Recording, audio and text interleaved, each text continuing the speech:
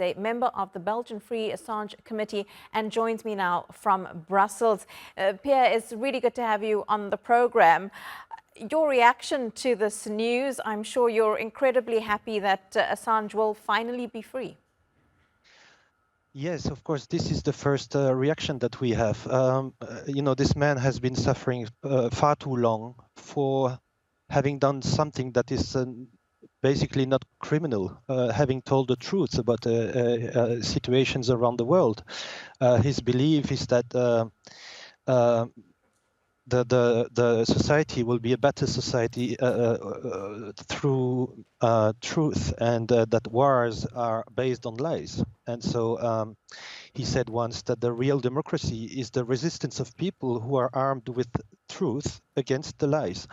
And so this the whole story of Julian being incarcerated, first his 7 years long stay in the Ecuadorian embassy in London, and then the 5+ years in the high security prison in Belmarsh in London, where he was treated just like a terrorist, just like a criminal. But basically, if you step back and look at what he did is what do investigative journalists every day all around the world. That's the basics of their job. They solicitate testimonies from sources. They motivate them to speak more in order to publish information that is controlled, checked, and possibly with a high level of public interest. And that's exactly what WikiLeaks was doing when releasing all these things that they did in 2010 and 11 about Afghanistan and Iraq. Do you think that over the last 14 years, his arrest, his story, the charges against him have affected the way that journalists work and the way that the freedom of the press is viewed, not just in the US, but in so many other countries around the world? This is a difficult one. We were all overall very disappointed because I am not a journalist myself. I have nothing to do with the media industry. And I'm very surprised to see that the support of the overall mainstream media all over the world was very weak. Even though that the charges and the counts of that he was charged with were things that were published together with some very frontline mainstream medias all over the world back in 2010 and 11. And this was called by Obama back at the time as the New York Times problem. You can't charge Assange without charging the New York Times because they collaborated back at the time. And so this is the key of the understanding of what did Julian.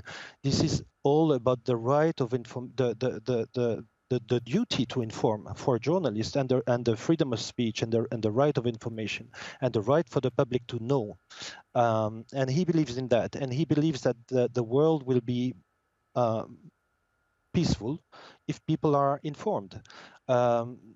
It is impossible to correct the abuses if we don't know that they are going on. This is also what a sentence that Julian said once. And if we are to produce a civilized society, a more just society, it has to be based upon the truth. And this is his deep belief, and that's what he worked for all these years. Yeah, and sorry, Pierre, but just because we're running out of time, the truth for many people can be very different. Obama had a particular view about it, and we're hearing from Mike Pence, who has said that, Julian, the charges against him relate to freedom of security forces, espionage, things like that. And many journalists may be looking, even whistleblowers, at the fine line between telling what they believe is the truth and how it's going to affect them. Do you think that some whistleblowers may feel they don't want to come forward now because they may end up like Assange? I am sure that this case is a very problematic case in terms of what journalists do and investigative journalists do every day, and whistleblowers might do.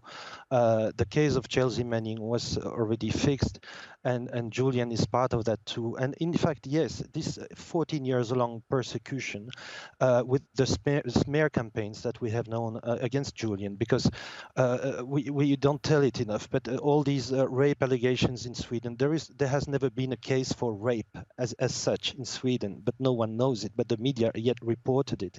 They were part of the persecution, and this is the big machine behind this is indeed of a nature that could discourage anyone to publish useful informations. But yet, I don't want to be too dark. This is a very good day for Julian, for his family, for his children. This man should have never have spent one day in prison to start with. And the people, like you mentioned, Mike Pence and other American officials, they are part of the persecution team. And in fact, they are part of the crimes that WikiLeaks revealed, that they have never been charged with anything. And these crimes have never been searched. And this is the whole thing about this story. It's that the crimes that WikiLeaks revealed back at the time, they are huge. And thanks to WikiLeaks and thanks to Julian, we know them. We are more informed of what our countries are doing with us not knowing. Yeah. So we believe that a more open a word with Julian is a better world than without him. In fact, a word with informed people. There's many conspiracies that have been running around this case, but there's one conspiracy that no media spoke about. There was a CIA, there was a Secret Service conspiracy to actually assassinate Assange within the embassy of Ecuador in London back, and this was revealed by Yahoo News 2 or 3 years ago. There was a conspiracy to go that far. They listened to him, to his conversations with his lawyers, with his doctors, also within with the embassy. This is enough evidence to actually make the case completely baseless and in a democracy. And so, those are certainly things that still need to be looked at. Pierre-Yves Gillet, thank you so much for your time and for speaking to us. We really appreciate it. Thank you very much. Thank you very much.